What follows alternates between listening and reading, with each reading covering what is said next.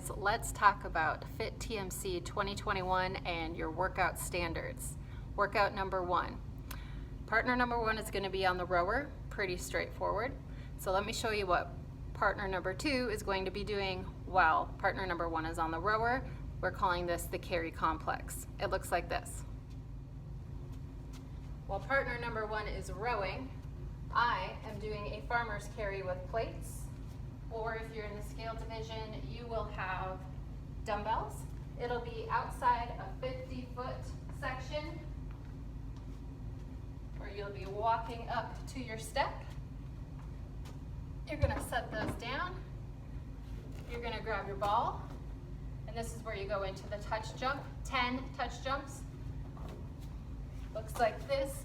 We hit your weighted ball to the ground and a hop at the top, 10 of those. And then we go to our park bench, which is 15 inches off the ground, and we do 25 step-ups.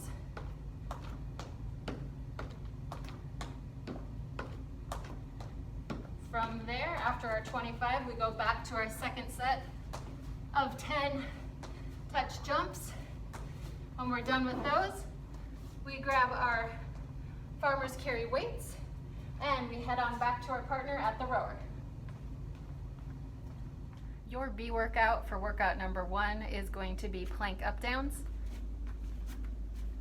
which look like this. You'll alternate up and down.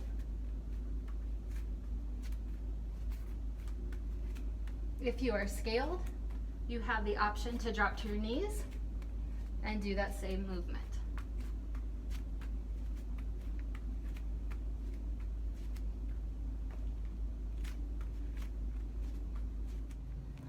All right, guys, let's talk about workout number 2, which is that whack-a-mole, and it's every minute on the minute. And this is for total reps. So how this works is we start a timer, and every time a new minute starts, we add a rep to the rep scheme of the 2 movements that you're gonna be doing. So for example, when we start, we are starting at 5 reps. That's our base, that's where we only go up from there. So when I start the timer and I say go, you do 5 of your Bosu burpees, and you do 5 thrusters. The time remaining in that minute is your rest time. And then when that second minute starts, we're gonna kick it up to 6. You're gonna do 6 Bosu burpees and then 6 thrusters. And again, you rest for the remainder of that minute. Next minute, you're gonna do 7.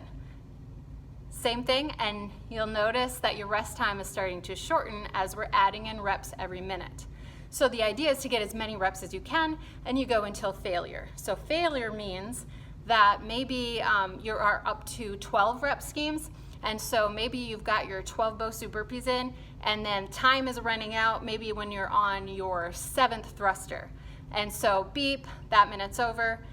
You do not get to move on to the next round, and then we total up your reps completed from there, okay? You're working together with your partner, so if your partner is still keep going and can continue on to that next round, that's great. Just cheer them on because all those reps count towards your total score. And let me show you those movements here for the workout 2, whack-a-mole. If you are in the prescribed division, your Bosu will be like this, top up on the ground. And what you're gonna do is, this is called a reverse burpee. So you're gonna make sure that your butt's hanging down below. We're not sitting on top of it. We want to have enough room to get our small of our back completely on the Bosu. We're going to use our arms for momentum, and we're going to pop up and then back down. So it looks like this. Notice I'm getting my back on the Bosu and a pop up at the top, like so. If you are in the scale division, your Bosu will be like this, bottom down, and you are going to be doing an overhead press up, down. You can do a pop out. You could do a walkout. Those are your options for scaled, pop, or walk. Overhead press up. Now after that movement, let me flip it over. Say we just started and I'm on the 5 rep scheme. I'm going to go 5 of these. 1, and so on. And then I'm gonna go right into my thrusters. All right, thrusters are the same movement for both prescribed and scaled. It's just gonna be different weights. So you notice squat to overhead press, a nice fluid movement. Your B workout for workout number 2 is going to be the bear crawl hold.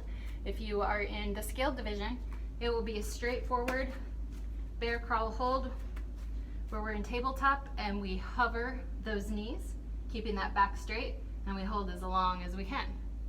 If you're in the prescribed division, we're going to add a little difficulty with this 8-pound ball that we squeeze in between our knees, hover up, and same thing, hold with a nice flat back for max time. Okay guys, so your workout 3 is going to be a duathlon. So it's just what it sounds like. You're going to start on stationary bikes. They will be out on the north path near the Catalina garage.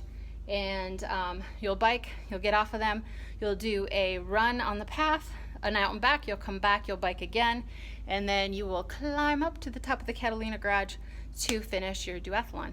For time, go fast. And your B workout for workout 3 is going to be a basic plank. You've noticed all of our B workouts are plank variations. Basic plank. You can choose between tall plank here, or you can do low plank here. The kicker is you cannot change it, so you have to commit to one of those and hold as long as you can. Form is broken when we start going like this, or like this, or like this. We need to stay right here, or right here. Okay, so let's talk about training for this event, because the last thing that we want is for people to show up that are unprepared, because A, it's no fun, and B, it's just not safe, and we don't want to injure anyone. And so the point is that we get you these workouts in advance so that you can actually train and see some improvements in your fitness. So that's where we're going with this.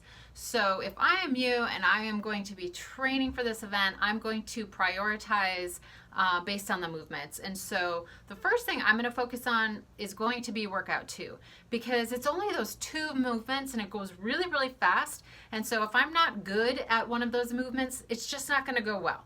And so I am going to be looking at my Bosu burpees and my thrusters. Absolutely. I'm going to get working on those, and I'm going to show improvement, and I'm going to get more efficient at those movements coupled together. Then I guess I would move to the duathlon piece. So that's number 3, because you can't really show up to a duathlon unprepared, okay? So make sure you're getting in that biking, make sure you're getting in that running, and do it in a brick workout. So that means get the biking done and then immediately follow it with a run so you can get used to what that feels like. It's a little different, and so there's a lot of room for improvement on that if you haven't done that. So I would say maybe start with like 4 minutes of vigorous biking and then immediately either go for a run or hop on the treadmill and do 4 minutes of that, and then build up from there. That's how I would tackle that one. And then you go back to workout 1. And there's 2 movements in there that you really should focus on. One is going to be your rowing, so that you can get more efficient on that. And remember that fast is not always efficient in rowing. So you want to focus on those big pulls back and not do that frantic thing that some people do, okay? Because what really gets those calories and those meters going is the big pulls back, okay? So focus on that, getting a little bit more efficient on the rower. And then the second piece that's super important in that workout is going to be the carries, okay? Because that's really the heaviest thing that we have you doing this year, and so you don't want to ignore it. I really want you to go and look at the weights that are prescribed for you, the plates, and practice doing those, because it's a 50-foot section there and back each time you're doing those plate carries. And so they are going to feel heavy, but practice is what's going to help you get used to that weight and do it safely, okay? So you want to pick up the weight using your legs, and you want to pack those shoulders nice and then walk straight up chest high. So practice that movement because that's the weight portion of it, and that's how we stay safe. And then again, I'm gonna practice some step ups because you're doing that also. So put all those things together and you should have a really great event if you come prepared to have some fun. I'm looking forward to seeing your registration, so go grab a partner and get signed up. See you then.